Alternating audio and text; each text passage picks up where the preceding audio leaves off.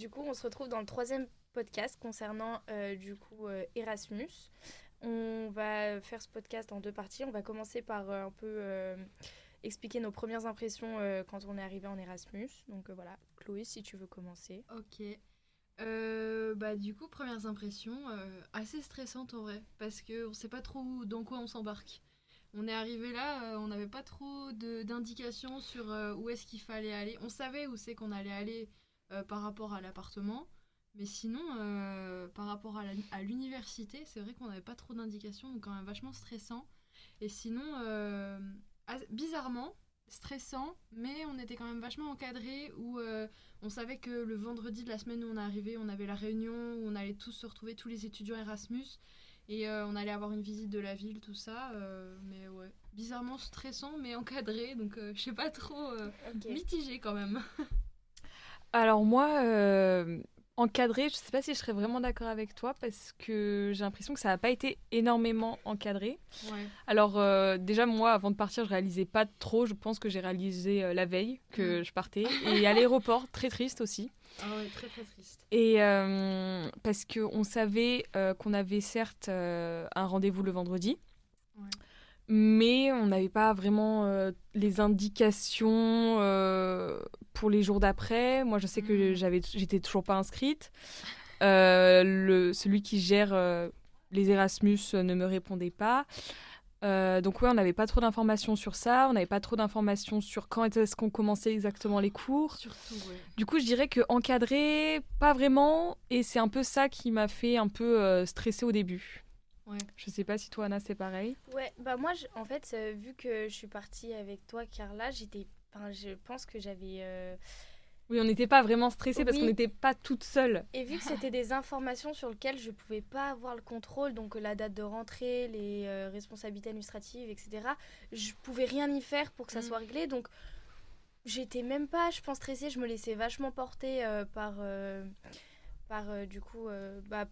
rien que j'avais jamais pris l'avion, donc du coup c'est toi, ta famille et tout qui m'ont un petit peu porté, donc du coup en vrai je me laissais vachement porter, donc j'étais pas trop stressée. Après pareil, j'ai réalisé juste la veille que je partais avec les valises, le mood triste, etc. Mais sinon ouais, je dirais pas forcément stressant, je dirais plus tout était nouveau quoi, et du coup j'étais un peu spectatrice de tout ce qui se passait. Ok, là il y a les courses et l'appartement, mais pas, je dirais pas forcément stressant. Je dirais que le moment le plus stressant, limite, qui commence à venir, c'est maintenant, quand on commence à avoir les vraies informations, etc. Ouais.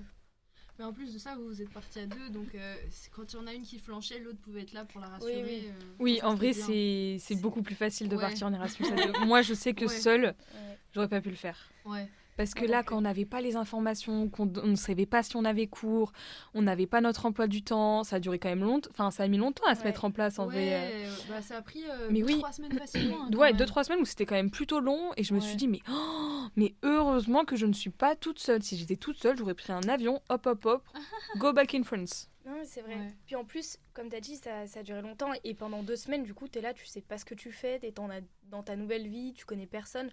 Donc nous, on a pu parler, se rassurer, etc. Mais sinon, t'es en mode, Puis mais même, qu'est-ce que je fous là? il y a 3-4 fois où on nous a dit, bah rentrez chez vous, vous n'avez pas cours parce que vous n'êtes pas enregistré. C'est vrai que même juste ça, c'est... Ouais. On se sentait pas... Moi, je pense qu'il y a eu un truc aussi, à un moment, on se sentait pas trop bienvenus, du coup. Ouais, pareil. Moi, c'est un peu comme ça que j'ai senti un peu... Après, les élèves et les étudiants ont été très vite très gentils et accueillants. Mais c'est l'administration le problème. Mais administrativement, c'est compliqué quand même. Puis, on n'est pas non plus les plus perdus en tout ce qui est informatique ou des choses. Après, nous, on avait un peu la barrière de la langue, du coup, avec Carla, un petit peu plus que toi ou vous, les autres Erasmus. Mais... Enfin, on arrive à quand même communiquer, etc. Donc du coup, ouais. Et je vais revenir aussi sur ce que tu as dit, ce que vous avez dit, que vous avez réalisé que la veille de partir. Moi, c'est différent parce que j'ai réalisé quand même 2-3 semaines avant de partir, parce que j'étais en appartement et il fallait que je rende mon appartement avant de partir. Donc j'ai dû faire mon premier déménagement. Et alors, le nombre de fois où j'ai pleuré comme une madeleine, parce que tu sais, c'était un peu un mood bizarre où je suis dans mon premier appartement depuis 2 ans et demi, il faut que je le range, je dois faire tous mes cartons, mais en même temps je dois penser à qu'est-ce que je vais prendre pour ma valise pour Chypre. fallait que je prépare 2 valises, plus mon sac, plus que je pense à qu'est-ce qu'il va falloir que j'achète là-bas, tout ça. Donc c'est vrai que ça, c'était encore autre chose. La réalisation, elle s'est faite en plusieurs étapes chez moi. Ouais. C'était vraiment, je dois rendre mon appartement, faire ma valise, aller à l'aéroport, partir. Et en fait, c'est vrai, je pense que le moment où j'ai vraiment réalisé que je partais, c'était quand j'étais dans le premier avion en direction de Munich. Et c'est là où je me suis dit, en fait, je pars pendant 5 mois, toute seule, dans un pays étranger où je connais personne et rien. Donc c'est vrai que la réalisation, je l'ai fait à la fois très tôt et très tard. Ouais. C'est trop bizarre. Bah, moi, je réalisais pas. Pourtant, je faisais ma valise, je remplissais Ouais. les papiers, tout le monde était au courant que je partais. Mais non, pourtant, je réalisais pas. J'ai juste réalisé le matin dans la voiture en allant à l'aéroport. Anna, c'était horrible, ce trajet. Vraiment, c'est... Et après, on a pleuré à l'aéroport quand on a quitté nos familles. Et Anna, elle m'a dit, allez Carla, on est là pour s'amuser. On a choisi de partir, on va s'éclater. Et on était, oui. Mais c'était, en fait, je pense que c'était de la tristesse de quitter ce qu'on connaissait. Et Ouais. c'était surtout, on va à l'inconnu, on se jette dans le Oui, vide. Moi, j'ai ouais. eu cette sensation quand on a passé la barrière. Ouais. Et je me souviens du monsieur qui nous a dit, mais souriez, vous êtes en vacances. non, Non, pas en vacances en fait. Donc du coup, ouais, c'était surtout partir à l'aventure et au nouveau. Ouais, en vrai. Mais c'est vrai que toi, du coup, en fait, la réalisation, t'étais un peu obligé de la faire parce que t'avais des contraintes. Du coup, Ouais. t'avais le logement, t'avais plein de Bah, choses à ouais, organiser. Surtout que mon logement, j'étais censée le rendre le jour où je partais à l'aéroport. Mhm. Donc heureusement, j'ai vu ça avec mon locataire, enfin pas mon locataire, mais la personne avec... Ouais, propriétaire. J'ai vu ça avec mon propriétaire où je lui ai demandé s'il y avait moyen que je lui rende les clés avant parce que je prenais un avion le matin très tôt et j'avais pas la possibilité de le rendre. Et donc elle m'a dit ouais, y a pas de souci, tu me rends les clés. Je sais plus quand est-ce que j'ai rendu les clés. Le 12 et je partais le 16 janvier. Donc tu vois quand même 4 jours avant de partir, c'est chaud, tu vois. Il arrive une galère, un problème avec la caution ou un truc qui est cassé dans l'appartement que je savais pas. Moi j'avais pas l'occasion parce que j'ai rendu les clés un vendredi. Et samedi, dimanche, bah, c'est fermé, le propriétaire il est pas là. Et le lundi, bah, moi j'étais pas sur place, j'étais pas à Montbéliard, j'étais ailleurs parce que j'avais des choses à faire, j'avais des papiers à faire. Et donc j'avais pas l'occasion d'y retourner. Et je me suis dit, si jamais il m'arrive une galère, j'ai personne à envoyer là-bas parce qu'il y a personne qui pouvait m'aider. Enfin, si techniquement je savais que mes parents auraient pu faire, mais c'était aussi marqué dans le contrat qu'il y avait que moi qui pouvais remplir des papiers ou rendre des clés ou des trucs. Ouais, donc c'était pas possible de gérer autrement que par toi. Donc je me suis dit, Inch'Allah, il n'y a rien qui se passe, quoi. Et au final, bah, y a rien qui s'est passé. Mais ouais, c'est vrai que le timing tendu, hein. Ouais. Franchement très tendu. Mais je sais pas si toi c'est pareil, mais nous on a eu les informations au dernier moment que c'était que la pré-rentrée commençait le 15 janvier. On a eu les informations tellement tard qu'on venait de prendre déjà nos billets d'avion. Déjà les billets d'avion on les a pris très tard. Ça nous a coûté assez cher. Moi je les ai pris parce que t'as vu on savait pas. Ouais nous aussi, un mois avant de partir. Mais en vrai si on les avait pris avant, si on avait eu les informations avant, on aurait pu prendre le billet d'avion avant. Bah, oui. Moi c'est dès le début je me suis dit ok on n'a pas d'informations, l'administration là-bas ça a l'air compliqué. Un mois avant on sait toujours pas quand est-ce que ça commence. Et là dès le début on s'est un peu fait la réflexion en mode bon ok je crois que ça va être compliqué. Les débuts, mais bon. Moi, j'avais c'est l'aventure. Ouais, c'est ça. Moi, en vrai, j'ai eu cette sensation avant de partir de. Je savais qu'il y avait plein de choses dont j'aurais pas pu avoir le contrôle, donc je partais pas en vacances, parce que voilà, mais c'était tout du nouveau, que du plus, Erasmus, toutes les expériences que j'ai entendues, c'était des expériences que les gens n'ont jamais regrettées. C'était, tu fais d'autres rencontres. Enfin, du coup, j'avais ce truc aussi assez bizarrement cool. Ouais. Oui. Mais est-ce que, parce que moi j'ai eu un point de vue différent, parce que j'ai eu celui de ma meilleure amie qui du coup est pas partie. Et puis elle m'a dit, mais si t'avais su tous les problèmes administratifs que t'aurais dû avoir, est-ce que tu l'aurais fait quand même ? Et c'est là où moi j'ai réfléchi, je me suis dit, est-ce que si on avait su tous les problèmes administratifs, est-ce qu'on aurait fait Erasmus quand même ou pas ? Bah moi je pense oui, parce que franchement moi pour le moment j'adore. ouais mais tu vois, on savait dans quoi on s'embarquait, dans le sens où on savait les anciennes expériences Erasmus. Mais tous les étudiants qui sont partis en Erasmus, ils ont toujours parlé du voyage, pas du avant ou du après. Moi, après, en vrai, je l'aurais quand même fait parce que je pense aussi, après, au-delà de Chypre, c'est peut-être, et l'université, c'est peut-être une administration particulièrement compliquée, mais c'est aussi la vie d'adulte, un peu d'arriver, qu'il y ait des complications, qu'il y ait du retard et tout. En vrai, on est un peu lancé dans le bain, mais je pense qu'en France, quand on sera amené à avoir des appartements, plein de choses, je pense qu'il y a des choses qui vont prendre tellement de temps et il y aura tellement d'allers-retours. Du coup, je pense que en fait, ça fait aussi partie de... Ça aurait peut-être été plus facile dans une autre université, dans un autre pays, mais en soi, c'est aussi... Ça nous fait découvrir autre chose aussi. Ouais, c'est le jeu, au moins. Ouais, non, en vrai, je suis d'accord, je comprends. Mais tu vois, dans ton exemple de on aura des galères avec des apparts, des trucs comme ça, techniquement, ton appart, si t'as une galère avec, c'est pas grave. Parce que les papiers, t'as pas de contrainte de temps. Genre là, on avait une contrainte de temps qui était énorme parce que c'est la fin de notre licence, on joue notre licence, on joue notre futur, on joue nos études ici. Il y a énormément de choses qui étaient sur la balance et il suffisait d'une galère administrative, d'un papier qui n'a pas été fait à temps et si ça se trouve, on n'aurait même pas pu partir et on aurait appris ça le jour où on était dans l'avion, tu vois. Mais pour moi, dans ce cas-là, du coup, c'est plus de l'ordre aussi de l'accompagnement. C'est que du coup, des professeurs nous ont pas assez. On est tombé du coup sur notre coordinateur Aristos Dimos. Et là, il y a eu un problème en termes de relations. Ça n'a pas été rapide. Jamais. Ça n'a pas été rassurant. On n'a pas été mis au courant des informations principales. Alors, on a visité, c'était très bien. On s'est rencontrés, mais... En fait, moi, je pense que c'est juste cette personne qui a fait que administrativement c'était un peu compliqué parce que c'est lui qui nous a rien donné. On aurait pu attendre 2 semaines. Si on avait la prof Yoli Nicoledou, elle est très bien, très carrée et elle est aussi coordinatrice Erasmus de son département et je pense que tout se passe très bien avec ses étudiants. Moi je pense que c'est juste Aristodimos qui n'a pas su gérer. Ouais mais tu vois ils sont deux parce que quand on a fait la pré-rentrée le vendredi, quand j'étais dans le bureau ils étaient deux. Donc il y avait Aristodimos et une dame. La dame, je la connais pas, je lui ai jamais parlé, mais tu vois, ils étaient deux.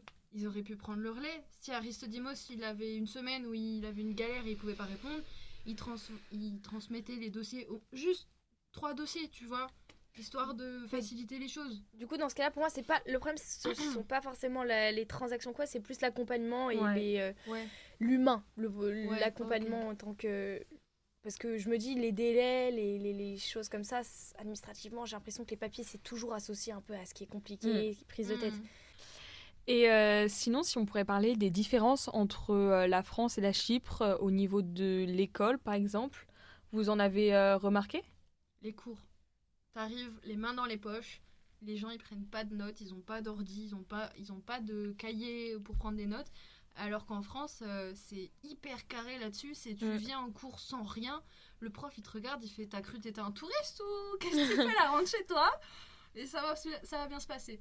Alors qu'ici, c'est vraiment, t'arrives, ils s'en foutent, quoi. En fait, j'ai l'impression que déjà, d'une part, il y a les élèves qui ont moins cette discipline qui est ancrée. Et en plus, les professeurs, ils sont moins... ils ont moins... Enfin, je sais pas comment expliquer, mais en France, le professeur, tu sens qu'il est impacté si l'élève, il comprend pas. Nos profs en France, ils aiment bien que, ok, la classe est concentrée, est-ce que vous m'avez bien compris ? Là, les 3/4 des élèves sont sur leur téléphone ou font d'autres choses. Ils vont pas chercher à reprendre le cours du... Il fait son cours, que les élèves écoutent ou pas. J'ai l'impression qu'ici, ça pose moins de problèmes. Mais surtout qu'en France, je suis en train de réfléchir, les téléphones sont plutôt un peu interdits quand même dans les cours. En CM, pendant les cours magistraux, c'est pas vraiment interdit. Après, le prof peut faire certaines fois des réflexions. Mais sinon, dans les salles de classe, tout le monde est un peu sur son téléphone. Alors qu'en France, c'est plutôt interdit. Je sais pas si toi, dans ta licence, c'est un peu interdit. C'est pas interdit, mais quand même, c'est un peu quand même déconseillé, quoi. Bah, en fait, moi, c'est un peu différent parce qu'on avait beaucoup de travaux sur ordinateur ou téléphone parce qu'il fallait qu'on aille faire des recherches sur du vocabulaire ou en fonction des matières, sur des points très précis. Et donc, c'est vrai que c'était plus toléré. Mais aller sur son téléphone pour regarder une vidéo qui n'a rien à voir avec le cours ou pour répondre à papa, maman ou à sa meilleure amie ou à son chéri alors que ça n'a aucun rapport avec le cours, c'est vrai que c'était pas forcément autorisé. C'est vrai qu'il y a des fois, il y a plusieurs personnes qui passaient leur vie sur leur téléphone, même en cours. Et il y a des profs qui ont dit ça va, on te dérange pas, le thé, les petits gâteaux qu'est-ce qu'on peut faire pour toi? On te dérange peut-être, on souhaitait. Mais c'est vrai que non, c'est en France, c'est plus je vais pas dire interdit parce que en fac C'est plus interdit. T'es un adulte. Au lycée, mais d'ailleurs, je me demande si au lycée, c'est pareil. Collège, ici. interdit. Ah oui, mais à Chypre, je me demande Chypre, si. Je sais pas du tout. Parce que ouais, collège, lycée, c'est interdit. Des fois, même dans la cour de récréation, c'était interdit. Moi, je me rappelle que collège, c'était interdit tout court. Tu t'éteignais ton téléphone en rentrant et tu le réallumais en sortant. Lycée, moi, c'était différent. J'avais le droit, mais seulement dans les parties vers les casiers, la cafette, les trucs comme ça. Tu sais, loin des salles de cours. Oui. Couloir où il y avait les salles de cours interdites, salles de cours interdites. Mais le parvis, la cafette, tout ça, on avait le droit. Ok. Mais c'est vrai qu'ici, je sais pas si c'est interdit au lycée, collège. Je pense que oui, mais en même temps. Bon. Mais déjà, moi, je trouve que être sur son téléphone, c'est un peu un manque de respect. Pour le professeur, oui. Mais même, surtout que moi, je me sens mal après de louper les informations que le prof a dit sur le cours. Après, je vais me sentir mal et pour les examens, je vais un peu être en stress, quoi. Je vais me dire, punaise, j'ai loupé ce cours-là. Peut-être qu'on va avoir une question sur. Mais j'ai l'impression que c'est un truc général parce que quand même, je sais pas si c'est en France ou c'est aussi une question de tempérament, mais parce que nous, c'est vrai que en France, quand on suit des cours, on aime bien aussi maîtriser le sujet ou quand il y a un truc, ok, il parle, on l'écoute et puis après on fait tout notre possible pour comprendre et si jamais on pose des questions qu'ici. Après, c'est peut-être aussi j'ai un truc assez général. J'ai l'impression que dans tous les cours qu'on a, c'est un petit peu la vibes de pas l'attention et la concentration. J'ai l'impression que je pense que c'est la discipline en vrai de base. Nous, t'arrives en France, les profs, t'es sur ton téléphone, ils peuvent faire une réflexion. Et je pense qu'ici, ils se le permettent parce qu'ils savent aussi que c'est pas forcément autant déconseillé que chez nous. Donc, c'est... Puis en France, oui, tu peux pas, comme tu as dit, tu peux pas arriver les mains dans les poches, quoi. Non, tu peux pas. Et d'ailleurs, moi aussi, j'ai remarqué quelque chose d'autre dans les salles de cours à Chypre. Tout le monde part pour aller aux toilettes, mais sans prévenir le prof. Ça, c'est un truc de ouf, ça m'énerve. Mais oui, et ça personnellement, moi, ça me choque parce qu'en France, c'est un manque de respect de quitter la classe sans prévenir le prof et dire « Monsieur, est-ce que je peux aller aux toilettes ?» Et après, dans les cours magistraux, tu peux le faire, il n'y a pas de souci, parce qu'on est 200, 250, parfois plus, mais dans une salle de classe, moi, je trouve ça choquant, parce que le prof est en train de parler et tu pars comme ça, Enfin, en France, c'est mal vu, quoi. Ouais, c'est hyper mal vu de faire ça. Puis, même des fois, c'est pas interdit, mais c'est pas très conseillé quand même de quitter la classe, quoi. Je suis en train de... parce que c'est un manque de respect et pour le professeur et pour les élèves qui écoutent. Puis même, on loupe des trucs importants aussi. Oui. Puis, tu vois, même si en France, tu peux sortir pour aller aux toilettes... tu dois demander et 2, tu peux pas sortir genre 12 fois pendant une heure et demie. Oui, c'est ça. Il y en a un dans mon cours d'italien, je te jure que c'est vrai, mercredi de cette semaine, il s'est levé 6 fois, j'ai compté 6 fois en 1 heure et demie. Je te jure que c'est vrai. Mais surtout que ça m'a choquée. J'en parlais avec qu'est-ce que tu fais dehors ? Je sais pas, mais tu vois, tu vas faire pipi une fois, ok. Mais genre 6 fois pendant 1 heure et demie, faut pas abuser à un moment donné. Mais j'en parlais en plus avec ma famille et on se disait, c'est vrai que tu peux aller aux toilettes avant, tu peux aller aux toilettes après, mais 1 heure ça va, tu peux patienter. Et du coup, je pense aussi qu'il y en a qui vont dehors pour fumer. Oui, il y en a qui vont dehors pour fumer. Pas forcément pour aller aux toilettes, en fait. Ils se prennent des pauses. Oui. C'est ça, mais encore une fois, tu fais ça avant ou après, pas. Ah oui, moi je suis complètement d'accord. Je sais pas, quand on a un cours d'1 heure et demie, tu peux tenir 1 heure et demie sans fumer, enfin, je sais pas. Je pense qu'ici, ils se fixent... Chacun a un peu son libre arbitre et n'a pas trop de règles. C'est moins carré qu'en France. Mais une chose que je me suis demandé aussi, c'est qu'en France, on a un règlement intérieur. Est-ce qu'ici, il y en a un ? C'est vrai que nous... Parce que tu vois, il y a le règlement intérieur qui dit que t'as pas le droit de sortir de cours comme tu veux, t'as pas le droit de manquer de respect au professeur. Mais est-ce qu'ici, il y a un règlement intérieur ? Ici, il y a peut-être plus un truc de bon sens que les gens ils estiment que tout le monde a. Je sais pas si vous voyez ce que je veux dire. Les règles de basique, je pense qu'il y a peut-être... Et pourtant, pas tout le monde les a, du coup. Pour nous, mais peut-être que pour eux, Et pour eux, ça doit les choquer, ce qu'on fait en France. De demander, par exemple. Du coup, ça doit les choquer aussi. Ils doivent se dire, c'est un manque de respect, ça se trouve, de demander, quoi. Mais c'est là aussi où je me dis, c'est vrai que... C'est pour ça aussi que j'avais pas de stress, c'est que je me suis dit, en France, quand même, on est tellement stressé. Ouais, c'est strict, stressé, prise de tête... On est chiant, on se la pète. Non, mais c'est vrai que du coup, moi, c'est pour ça aussi qu'en arrivant dans un autre pays et tout, je me disais, ça pourra pas être pire, j'avais l'impression. Mais est-ce que aussi ils prennent pas ça, je vais pas dire à la légère, mais tu sais, ils demandent pas aux professeurs pour sortir parce que ils sont considérés comme des adultes, ils savent ce qu'ils font et ils sont à même de faire leurs propres décisions. C'est là que je parlais un peu de bon sens, c'est que je pense aussi qu'il y a une confiance à l'humain qui est peut-être. Ouais, je pense que ça doit être comme ça dans plein d'autres pays. Hein. Ouais, mais tu vois, il y en a, ils abusent de cette confiance. Le gars qui est sorti 6 fois. Là, je vais donner un exemple en comparant à la France. Par exemple, quand on était en période Covid, on devait quand même faire des mots en justifiant de quelle heure à quelle heure on sortait et on devait préciser parce qu'on pouvait se faire arrêter, etc. Genre, il y a quand même un truc où en France ça a été dans plein d'autres pays aussi de l'Europe et je sais pas si ça a été comme ça à Chypre, mais je sais qu'en Allemagne, Espagne, Italie, tout ça c'était pareil. Et en parlant des différences, ça me fait penser à un point commun par contre dans les cours qu'on a entre la France et Chypre, c'est le rapport aux travaux de groupe. Que moi c'est pas forcément un point positif que je trouve, mais tout se passe beaucoup en groupe en cours quand même et surtout à Chypre en interaction, en débat et mais les travaux principalement que tu as à faire, c'est quand même beaucoup de travaux de groupe. Ouais, après moi ça va, à Chypre, je suis plutôt contente que ça soit des travaux de groupe, je trouve ça déjà moins stressant aussi, parce qu'on est dans un pays où on ne connaît pas vraiment la langue, mais moi je sais qu'à mon université, comme on en avait discuté ensemble Anna, c'était un peu énervant parce qu'on se retrouvait avec des personnes qui ne bossaient pas et qui savaient qu'ils allaient avoir une bonne note grâce à nous, quoi, ils se reposaient et c'était assez énervant parce que du coup ils avaient des 15, des 16 en ne faisant mais strictement rien. Et ça, c'est un truc qui m'énervait du plus au point. Surtout qu'on était particulièrement des élèves qui voulaient faire les trucs très bien, qui prenaient énormément de temps. Et quand tu vois qu'il y en a qui, un 11, ça les aurait convenu, c'est un petit peu rageant. Mais c'est vrai qu'ici, moi, ça me dérange pas parce qu'il y a un truc... oui, moi, j'aime bien. Continuer. Confort. Il y a un truc confort et agréable. Et puis, c'est aussi, moi, je me rends compte que quand on crée des choses, du coup, par exemple, en radio... ou en visuelle communication, on a toutes nos idées différentes et du coup on s'apporte tous les bons côtés, je trouve, et du coup je dis toutes parce qu'on a surtout travaillé entre filles, mais du coup je trouve c'est quand même le collectif, c'est quand même la base pour créer des trucs bien et on n'a pas les mêmes compétences et on complète. Mais moi j'aime bien aussi le travail en équipe, ça permet d'avoir d'autres idées, d'autres horizons de pensée et ça permet d'avoir des idées que moi je n'aurais jamais eues. Donc, en fait, c'est plus pratique, déjà ça. Et moi, déjà, j'aime beaucoup parce que justement, dans mon université, on voyait beaucoup de théories.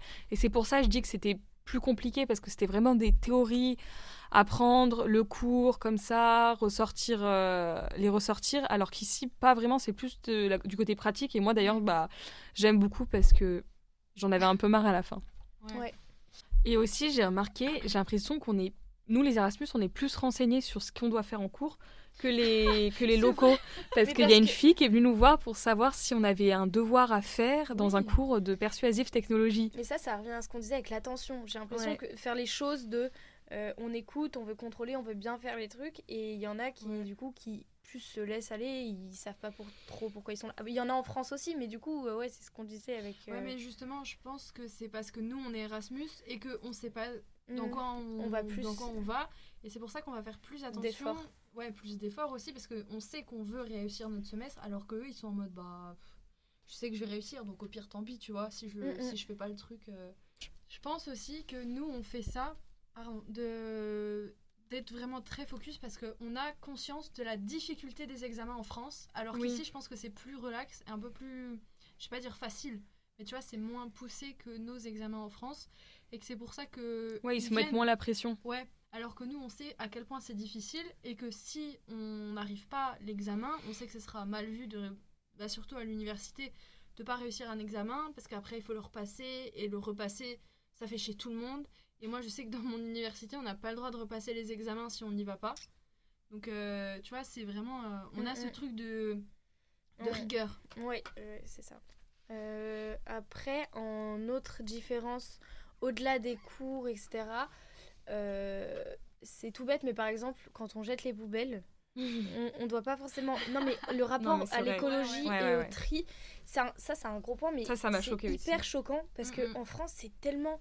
il y a tellement Des poubelles pour tout, quoi. Poubelles du pour militantisme, Ouais. on nous bassine, on est sensibilisé depuis qu'on est tout petit avec plein de choses autour de ça. Et je me dis qu'ici, vraiment, même quand on mange, on réutilise toujours du plastique qu'on jette, il y en a tous les midis pour tout le monde, pour je sais pas combien de personnes. Ouais, couverts en plastique, boîtes en plastique. En France, ça se fait tellement plus que... Ouais. Ça serait tellement mal vu, ça serait boycotté. Il y aurait déjà des militants qui auraient... C'est ça. Ça serait fermé, quoi. C'est un peu, du coup, le rapport peut-être à certaines causes de base comme l'écologie, le féminisme. Je sais pas comment ça se passe, mais même les grands McDo en France, du coup, maintenant, ils font des couverts réutilisables, des grandes chaînes. C'est même plus que les grands, c'est tous. Maintenant, c'est obligatoire. Et je pense qu'ici, c'est pas obligatoire. Bah, quand vous avez commandé McDo, c'est... Ah bah ça c'est peut-être pas pareil. Mais c'est parce que c'était à emporter. Oui, voilà. Si tu manges sur place, peut-être que tu vois. Donc les normes un petit peu, les normes de France et d'ici aussi, rien que par rapport à ça, c'est... Mais déjà à la cantine, quand on a fini de manger, tout le monde jette le plastique au même endroit que la nourriture. Alors que pour moi, non. Déjà il y a une différence entre le plastique, le papier, le sachet plastique. Non, je vous jure, la fourchette et le couteau. Non, je vous jure qu'il y a une différence entre le plastique dur et le plastique. Non, mais c'est vrai que nous, il y a beaucoup de. Normalement, le tri, il se fait minimum en 3-4, quoi. Ouais. Alors que là, ils jettent le verre au même endroit que le plastique. Même nous. Les poubelles de la résidence. Ça, oh my god, je sais pas où jeter. Je sais pas dans quelle poubelle jeter. À la résidence. Ouais. Mais surtout qu'en plus de ça, en France, il y a la loi qui est passée. Tu sais, vraiment, 1er janvier 2024, le compost. Tous les Français doivent composter leur nourriture qu'ils n'ont pas fini. Et encore, c'est hyper réglementé, ça, parce que dans un compost, tu peux pas acheter de la viande. Ouais. Tu dois avoir différents composts. Enfin, je sais pas si c'est différents composts. Si, il y a différents. Moi, je sais qu'on fait du compost avec ma famille. Moi aussi. Et mais tu vois, en fait, ils font 2 composts à chaque fois. Mais moi, je fais n'importe quoi, donc ils m'interdisent de le faire. Il faut pas mettre, si j'ai bien compris, tu peux pas mettre certains trucs. Ouais. Genre, par exemple, les épluchures d'oignons. On peut pas les mettre, je crois. Ah ouais. Ouais. Je sais pas, moi c'est vraiment compost, je mets tout à part la viande, parce que je sais que la viande ça se décompose pas comme le reste. Mais ouais. Donc même juste sur ça, tu vois, depuis qu'on est ici, j'ai vu 0 compost. Ouais, mais oui. Alors que ça sert pour donner à manger aux animaux aussi. Mais ouais, puis même juste jardinage, tout ça, hein, c'est hyper bien. Et puis, je sais pas, tu sais, les différents bacs France, différents endroits pour trier, tu sais, genre verre, plastique, papier. J'en ai vu aucun ici. Ah mais oui.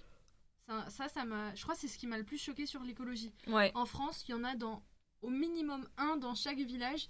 Et je sais qu'en Normandie, il y a certains villages où il y en a 3 par village. Mais déjà, moi, juste en face de chez moi, il y en a. Mais alors que j'habite mais même pas au centre de ma ville. Mais même chez moi à Montbéliard, quand je faisais mes études, j'avais vraiment en face de l'université des bacs pour trier. Ouais, et puis juste nous... ça, ici, il n'y a rien. Chaque personne de ma rue a 3 poubelles. Tout le monde a 3 poubelles. Une poubelle pour le carton, une poubelle pour le verre et une poubelle pour la nourriture. Et une poubelle pour le plastique. Non, nous, c'est poubelle marron pour les déchets domestiques et poubelle jaune pour le tri. Et puis après, nous, je crois chez moi, on a 4 poubelles. Une poubelle devant la porte pour les cartons. Ah ouais Bah après, je pense que ça doit être spécifique aussi à chaque... oui, ville. après, ça, c'est mes parents qui l'ont fait. Peut-être pas pour... oui. Ouais, c'est pas le village qui a dit que... Ouais, ok. Après aussi, on a un cours socio-mouvement où aussi, on a vu que, par exemple, les causes comme féminisme, LGBT, etc., c'était des revendications ou autres qui étaient vachement manifestées en France et très peu à Chypre. Ouais. Donc il y a peut-être aussi un rapport aux revendications militantisme qui est pas pareil ici. Oui, moi je pense aussi. Ouais. Du coup, ça explique que après, ça soit moins au cœur de... Ouais. Mais c'est vrai que nous, par exemple, même, je sais que on appelle ça du greenwashing, mais en marketing, du coup, dans beaucoup de magasins, beaucoup maintenant de chaînes, etc., utilisent même, du coup, des arguments très... pour avoir bonne conscience lors des achats et tout, utilisent des arguments verts et très... comme Zara. Ouais, très consomme, c'est bien, tu fais une bonne action, que c'est standardisé même si ça n'a aucun sens parce que du coup il y a des grands magasins qui qui polluent aussi. Mais du coup, c'est choquant quand tu arrives ici et que tu vois qu'il n'y a rien. Ouais. Il n'y a rien qui est fait pour, il y a rien qui est... Alors que c'est quand même une urgence... on nous bassine en disant que c'est une urgence. Et que En fait, le truc, c'est que j'arrive pas à savoir s'ils s'en rendent compte, étant donné qu'ils sont un peu sur un... C'est sur un petit nuage, parce qu'ils sont sur une île. Je sais pas s'ils se rendent compte que eux aussi ils sont touchés par tout ce qui se passe dans le monde, tout ce qui est rapport à l'écologie, à la couche d'ozone, tout donc ça. c'est une prise de conscience qui est pas pareille, du coup, je pense. Puis je pense à l'école, ils le voient moins ce côté-là. Alors que nous, à l'école, des petits, on a été sensibilisés au côté de l'écologie, sur plein de trucs. Donc je pense qu'ici, c'est pas pareil. Ils n'ont pas la même éducation, je pense. Ouais. Bah sûrement. Et sinon, d'autres grandes différences. Les hommes, c'est tous des chiens. Ouais, mais ça c'est partout. Hein. Ouais, mais là, ça va choquer ici. Oui, c'est vrai que du coup, en point commun, encore une fois, là, on peut dire que le comportement humain des hommes, il change pas vraiment que... Bah, je me sens moins à l'aise ici, justement, encore pire. Ah ouais? Ouais. Non, moi je me sens plus à l'aise ici. Ah ouais? Je te jure. Bon, après, ça dépend où aussi, mais c'est comme partout, quoi. J'ai l'impression qu'il peut rien m'arriver parce que je suis pas dans mon pays, mais je trouve que le regard des hommes est encore plus malsain qu'en France. Moi, je trouve aussi que c'est un peu plus malaisant. Moi, c'est les jeunes. C'est le regard des jeunes hommes. Tu sais, genre lycéens, tout ça, parce que l'autre jour... Moi, c'est l'inverse. Ah non, moi, c'est vraiment les jeunes. Hein. L'autre jour, j'attendais à la station de bus vers l'ancien hôpital, et il était genre 12h30, un truc comme ça, et... Je te jure, il y avait un nombre de jeunes hommes incalculable. Ils étaient, mais je sais pas comment ils étaient, mais vraiment beaucoup trop. Et je me suis assise sur un banc, j'ai mis mon casque. Tu sais, j'avais mon pantalon beige avec un haut noir. Franchement, il n'y avait rien qui dépasse. Je vois pas, tu vois. Je te jure que c'est vrai, je me suis assise. Mais dès qu'ils voient une meuf... Mais ils m'ont regardé comme si j'étais un bout de viande. Je me suis dit, mais c'est quoi ça? Ils devaient avoir, je sais pas, peut-être 15-16 ans à tout péter. C'est choquant, vraiment. Moi je pense que c'est un point commun. Mais je pense que ça se voit qu'on est étrangère aussi, et c'est pour ça. Il y a peut-être un truc un peu en mode créature, nouvelle créature, nouvelle proie. Pokémon. Non mais du coup, moi je dirais que c'est un point qui change pas. Voire, moi je trouve que c'est un peu. Enfin, moi je trouve que par exemple dans ma ville, après ça c'est peut-être l'environnement aussi que je connais, mais du coup, plus des jeunes, etc. Donc du coup, quand tu te fais draguer par des jeunes, t'as l'impression que c'est un petit peu plus légitime, mais quand c'est des darons de 50 ans que tu vois dans les chantiers et tout, ici à chaque fois qu'on passe, quand même, j'ai l'impression. À chaque fois qu'il y a un homme. Il peut avoir 70 ans ou 40 ans que ça change pas du tout. Il y a jamais un homme où je me suis dit, oh ok, ça va, celui-là, il a pas l'air d'être un animal, quoi. Donc, ouais. Je sais pas. Non, c'est vrai que pour le coup, moi, les hommes, j'ai pas plus ou pas moins en France, tu vois. Après, c'est vrai que je vis pas dans une grande ville de base aussi en France. Donc alors que nous, on est à Lyon, je pense qu'il y a plus de personnes. C'est pour ça que j'ai un rapport différent à la chose. Ouais. Parce que les hommes dans les petits villages sont quand même un peu plus respectueux que dans les grandes villes. Ouais. Bon, je crois qu'on a fini avec les points communs, les grandes différences et notre arrivée ici, nos impressions. Ouais. Et puis voilà. Ça m'a fait plaisir de parler de ce sujet-là avec vous. Ouais, pareil. Merci de nous avoir écoutés. Puis voilà. Et au revoir pour le prochain podcast. Au revoir.